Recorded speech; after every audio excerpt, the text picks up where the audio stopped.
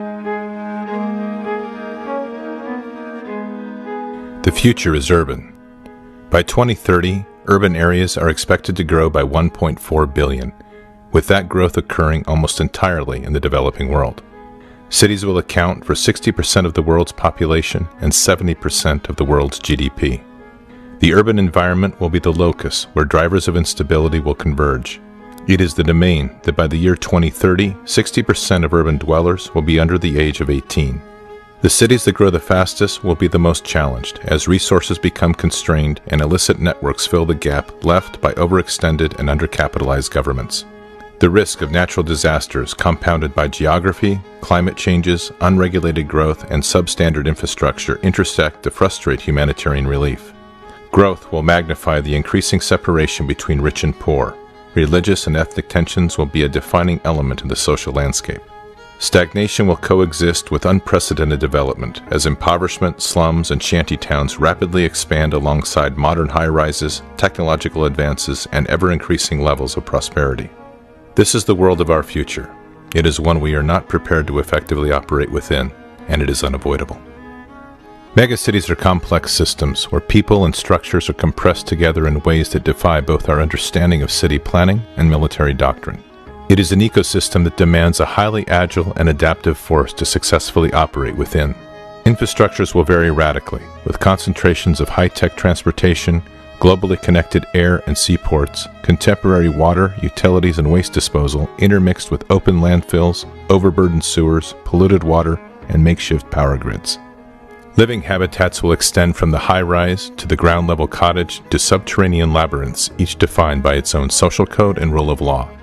Social structures will be equally challenged if not dysfunctional, as historic ways of life clash with modern living, ethnic and racial differences are forced to live together, and criminal networks offer opportunity for the growing mass of unemployed. This becomes the nervous system of non-nation-state, unaligned individuals and organizations that live and work in the shadows of national rule. Where physical domains can be seen, digital domains will have limitless potential to breed and expand without limit. Digital security and trade will be increasingly threatened by sophisticated illicit economies and decentralized syndicates of crime to give adversaries global reach at an unprecedented level. This will add to the complexities of human targeting, as a proportionally smaller number of adversaries intermingle with a larger and increasing number of citizens. The scale and density of these domains is daunting. In a city of 10 million, where you hold the support of 99% of the population, the remaining 1% represents a threat of 100,000. It is an environment of convergence, hidden amongst the enormous scale and complexity of the megacity. These are the future breeding grounds, incubators, and launching pads for adversaries and hybrid threats. Linked globally, these are man-made labyrinths that provide refuge and movement across the vast sections of these cities where alternate forms of governance have taken control. The advice of doctrine, from Sun Tzu to current field manuals, has provided two fundamental options.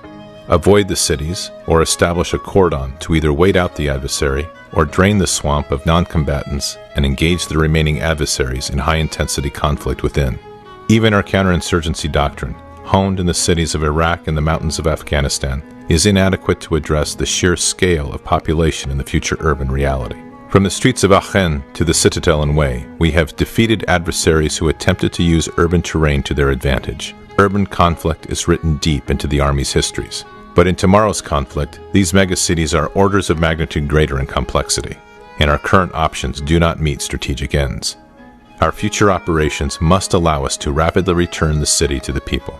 They will be too large and complex to isolate or cordon in their entirety. Yet our soldiers will have to operate within these ecosystems with minimal disruption and flow. Our current and past strategies can no longer hold. We are facing environments that the masters of war never foresaw. We are facing a threat that requires us to redefine doctrine and the force in radically new and different ways. The future Army will confront a highly sophisticated urban-centric threat that will require that urban operations become the core requirement for the future land force. The threat is clear. Our direction remains to be defined. The future is urban.